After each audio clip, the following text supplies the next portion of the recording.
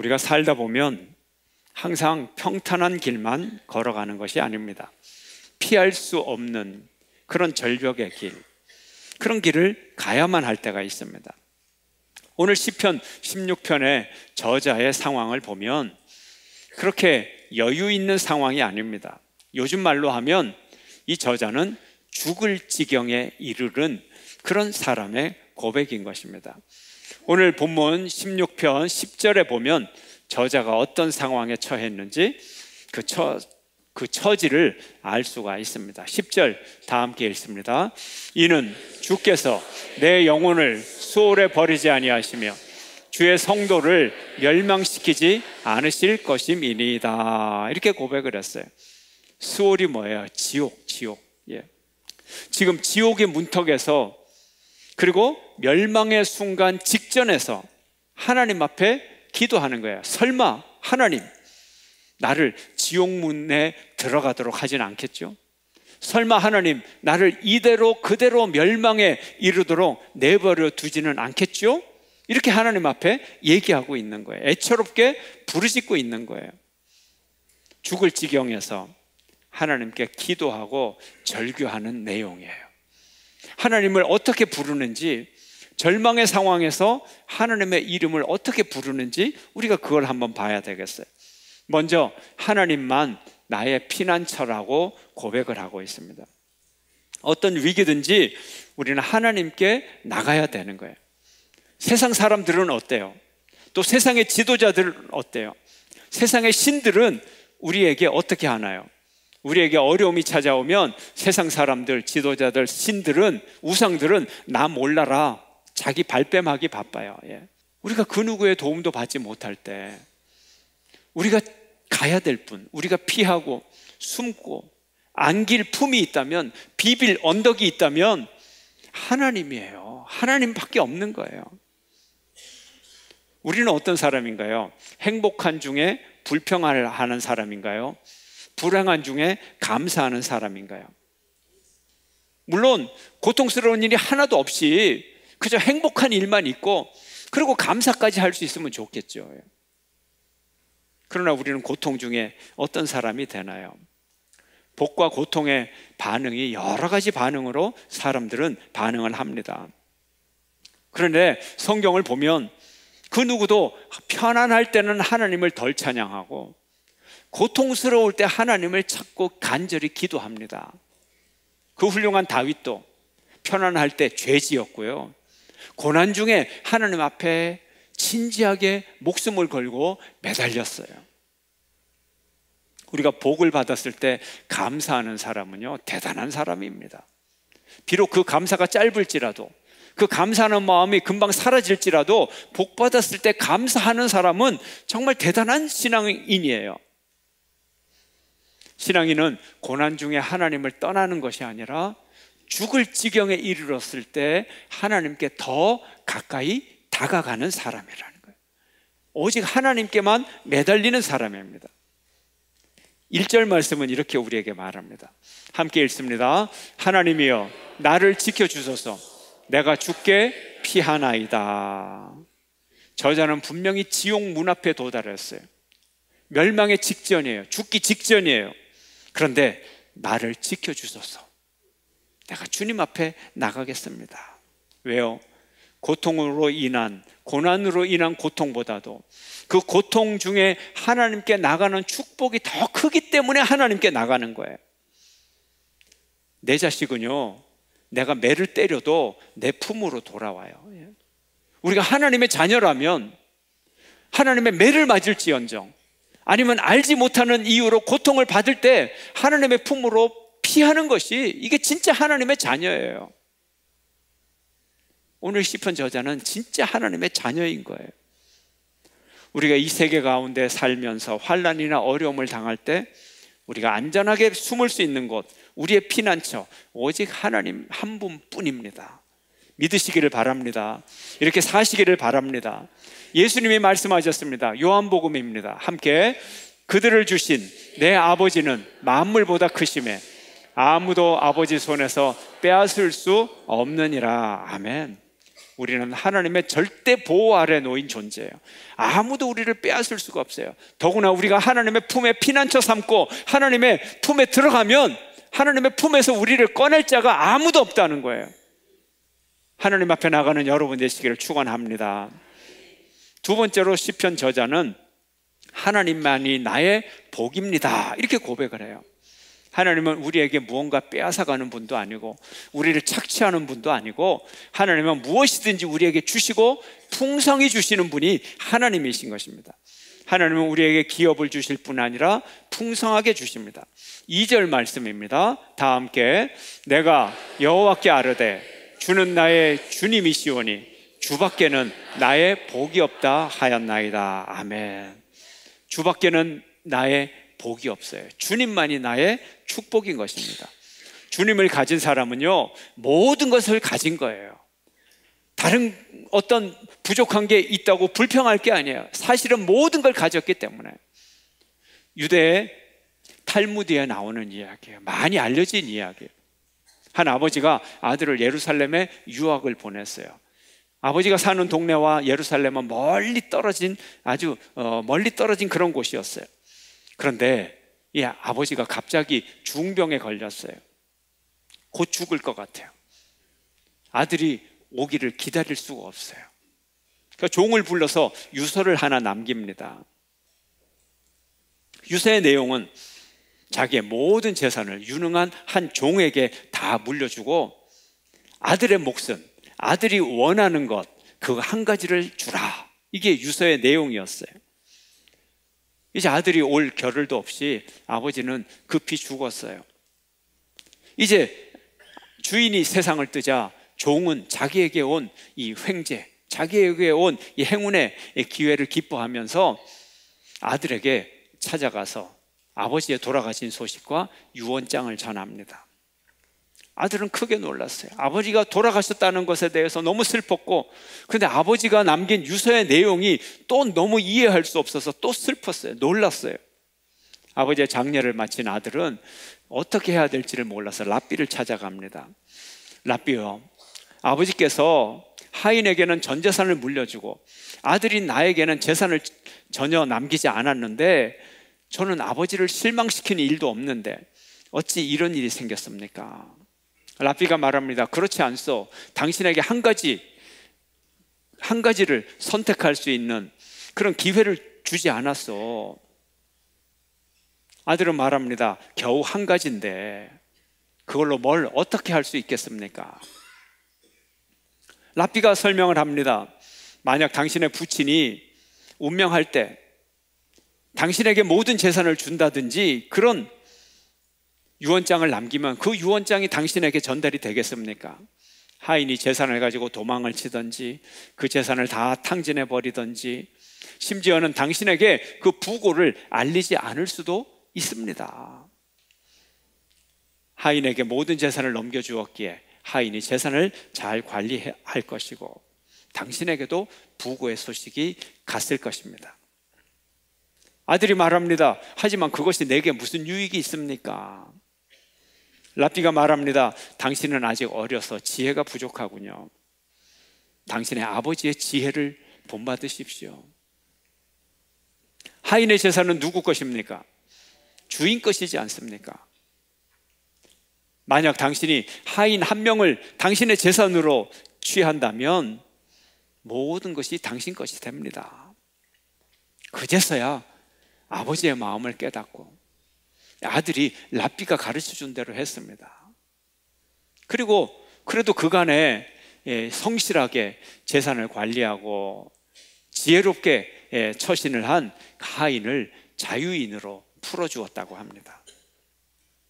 이 아들에게 있어서 가장 중요한 한 가지 선택을 통해서 그는 모든 것을 가질 수가 있었어요. 모든 것을 소유할 수 있었어요. 우리에게 유일하게 한 가지 선택할 한 가지가 무엇입니까? 누굽니까?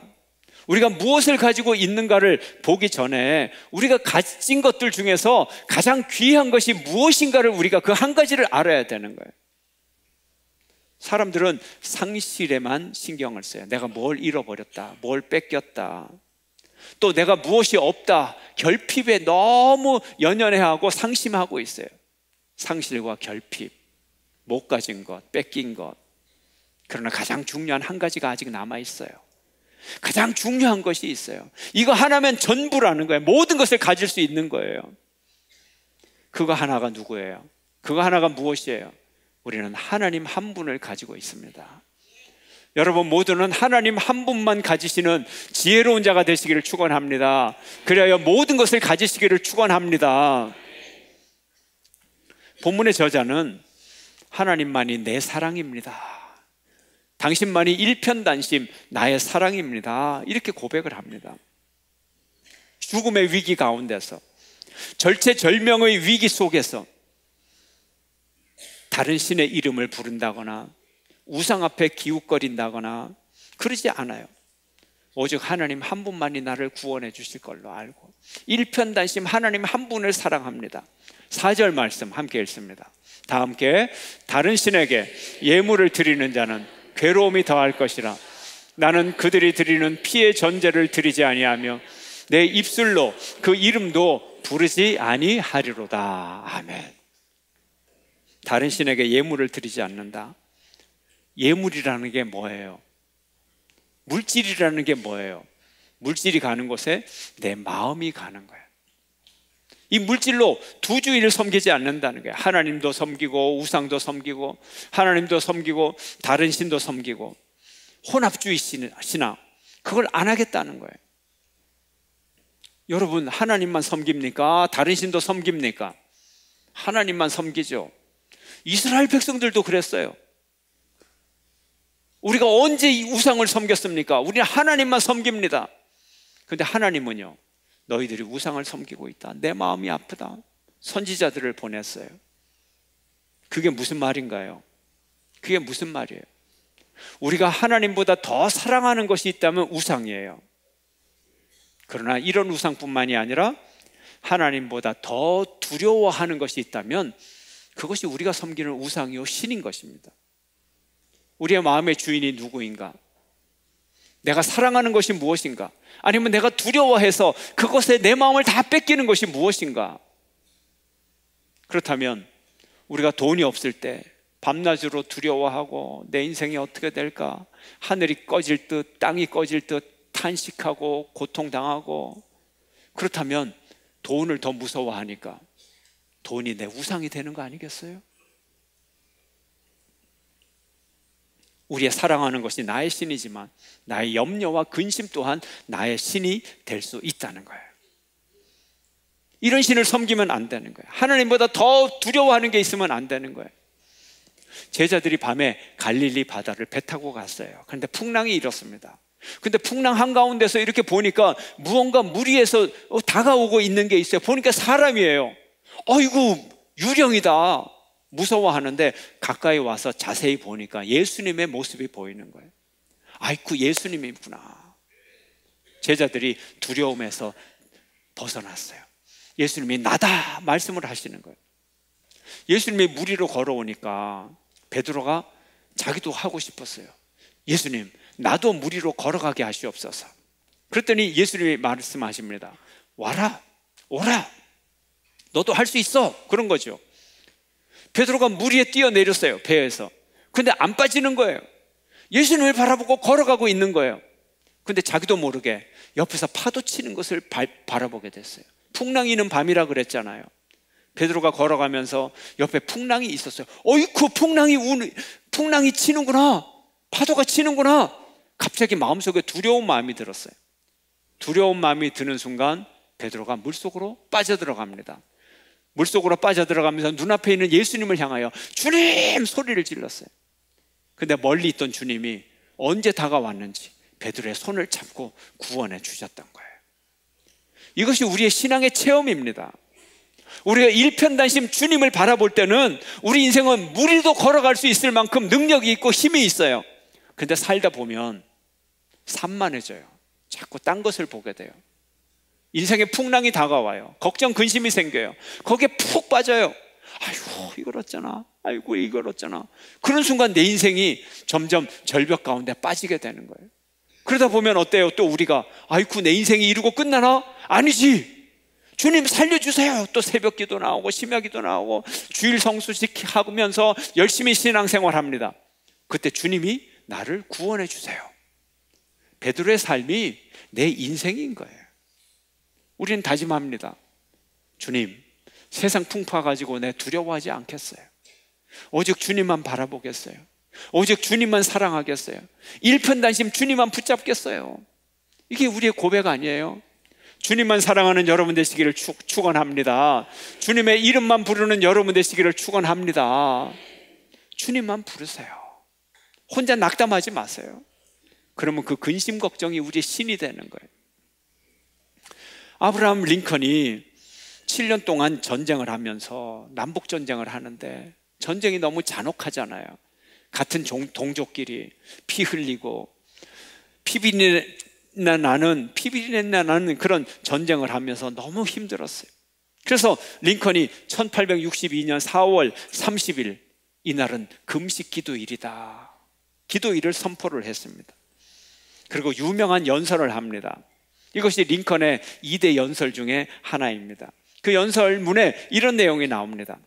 미국의 비극을 종식시킬 수 있는 길은 오직 우리가 하나님께로 돌아가는 것뿐입니다.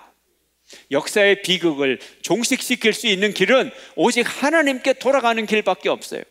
우리가 우리의 마음을 하나님께 고정하고 오직 하나님만 일편단심 사랑하는 그 고백밖에 지옥의 문 앞에 있는 고통 속에서 벗어나는 길이라는 거예요. 그 길밖에 없다는 거예요. 이 분명한 길을 걸어가시는 여러분이 되시기를 주의 이름으로 축원합니다. 네 번째로 시편 기자는 하나님만이 내 소득의 보장이라고 고백을 합니다. 모든 것을 잃어버리고 내 목숨까지도 잃어버릴 그 위기 가운데 하나님만이 내 이 재산과 내 건강과 내 삶을 지켜주실 수 있는 분이다 고백을 하고 있어요. 여러분의 삶은 누가 지켜줍니까? 여러분의 건강은 무엇이 지켜줘요? 건강식품이 지켜줍니까? 아침마다 저녁마다 밥보다도 더 많고 이거만큼은 먹어야 되는 그 건강식품, 예. 그 속에 기름덩어리가 얼마나 많은지 알아요? 예. 여러분의 사업은 누가 지켜줍니까? 그래도 그동안에 은행 거래를 잘해서 그래도 크레딧이 좀 쌓여 있어서 여러분의 사업을 지켜주실 수 있을 것 같습니까? 5절 6절을 함께 읽겠습니다. 다 함께. 여호와는 나의 산업과 나의 자녀 소득이시니 나의 분깃을 지키시나이다. 내게 줄로 재어준 구역은 아름다운 곳에 있으며 나의 기업이 실로 아름답도다. 이 5, 6절을 보면요, 나의 산업, 나의 자녀의 소득, 나의 분깃, 나에게 줄로 재어진 구역, 나의 기업, 무엇을 뜻합니까? 내 재산을 말하잖아요. 내 재산, 하나님이 내게 주신 은혜, 달란트, 내 직장, 재산, 나의 관계, 가족, 자녀들, 부모, 배우자, 나의 건강, 이 모든 것 하나님의 은혜죠. 이것이 하나님이 주셨기에 아름답다는 거예요. 감사하다는 거예요. 만족하다는 거예요. 자연인에게는요, 불신자에게는 남의 떡이 커 보이고 원망과 탐욕이 있어요. 그러나 신앙인은 내 떡이 커 보이고 감사와 만족이 있는 거예요. 내 삶의 처지에 대한 감사와 만족이 있어야 되는 거예요. 어떤 사람은 수학을 잘하지만 어떤 사람은 어학을 잘하고 어떤 사람은 역사를 잘하는 거예요. 어떤 사람은 머리가 좋은데 끈기가 없고 어떤 사람은 머리는 조금 나쁘지만 성실성이 있어요. 어떤 사람은 건강이 극도로 나빠서, 예? 근 위축증이 와서 자기 몸을 자기가 꼼짝달싹 할 수 없는데 머리는 천재예요. 그래서 천문학적인 이 문제를 다 혼자 머릿속으로 다 풀 수가 있어요. 이게 하나님이 주신 복이에요. 불평할 것도 있지만 우리가 가진 것으로 인하여 하나님께 영광을 돌리고 하나님이 이 소득을 보장해주고 지켜주신다는 것을 믿는 여러분 되시기를 축원합니다. 그리고 다섯 번째로 저자는 하나님과 함께 하심이 축복임을 믿어요. 하나님과 함께함이, 하나님의 임재하심이 축복임을 믿어요. 8절입니다. 함께 읽습니다. 내가 여호와를 항상 내 앞에 모시며 그가 나의 오른쪽에 계심으로 내가 흔들리지 아니하리로다. 항상 하나님이 내 앞에 계시다는 거예요. 너무 힘들고 고통스럽고, 하나님 좀 와주세요. 하나님 좀 와주세요. 비록 내가 죄를 지었을지라도 하나님 좀 와주세요. 나를 구원해 주세요. 이런 사람이 복된 사람이에요. 오늘 본문을 보세요. 하나님 앞에 모신다, 하나님과 동행한다는 뜻이고요. 내 오른편에 하나님이 있다고 하는 것은, 오른편은 뭐냐 하면 권세가 있다는 거예요. 하나님이 내게 오셔서 능력으로 나를 붙잡아 주신다는 뜻이에요. 그리고 오른편이라고 하는 것은 의로운 자리예요. 정의로운 자리예요. 하나님이 내 오른편에 있다는 것은, 비록 내가 죄를 지었고 잘못한 것도 분명히 있지만 그래도 하나님이 오셔서 내 편 들어주시고 네가 맞아, 이렇게 해주실 거라는 거예요. 그래서 하나님 앞에 살아가는 사람은 참 축복 있는 사람이에요. 죄 짓지를 않아요. 하나님이 앞에 계시니까. 그렇잖아요. 하나님이 딱 보고 계시는데 죄 지을 사람이 누가 있어요? 하나님이 계시면 큰 축복이에요. 죄를 안 지어요. 두 번째, 기도하게 되잖아요. 하나님이 계시니까 대화하고 기도하고. 세 번째로, 하나님의 능력을 의지하는 사람이 됩니다. 네 번째로, 하나님의 가르침에 민감한 사람이 되는 거예요. 하나님이 코앞에서 눈앞에서 가르쳐 주시는데 이러면 안 돼, 이건 해야 돼. 얼마나 큰 축복입니까? 하나님을 눈앞에 모시는 여러분 모두가 되시기를 주의 이름으로 축원합니다. 그리고 하나님이 함께함으로 즐겁다는 거예요. 이게 의인의 삶이에요. 하나님이 함께하는 게 즐거워요. 9절 11절 9절 먼저 읽겠습니다. 9절 다 함께. 이러므로 나의 마음이 기쁘고 나의 영도 즐거워하며 내 육체도 안전히 살리니. 11절입니다. 다 함께. 주께서 생명의 길을 내게 보이시리니 이는 주의 앞에는 충만한 기쁨이 있고 주의 오른쪽에는 영원한 즐거움이 있나이다. 아멘.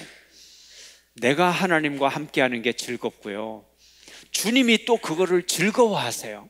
나와 하나님이 너무 사랑하니까 함께 있는 그 자체가 즐거운 거예요. 하나님이 내게 보이신 생명의 길을 빼앗을 자가 누구예요? 충만한 기쁨을 빼앗을 자가 누구예요? 영원한 즐거움을 빼앗을 자가 누구예요? 빼앗을 자가 없어요. 하나님 것이기 때문에. 오늘 본문의 시를 읽으면 아주 밝아요. 아주 희망적이에요. 그러나 결코 이 상황이 밝아서 밝은 시가 나온 게 아니에요. 그의 믿음 때문에, 그의 어두운 삶을 그가 믿음으로 밝게 만드는 거예요. 믿음으로 고백할 때 삶이 밝아지는 거예요. 주님이 우리와 함께 계시는 것을 믿는 사람은 어떤 어려운 환경 가운데서도 실망과 좌절을 느끼지 않고 오히려 찬송을 부를 수가 있습니다. 마음의 여유가 생깁니다.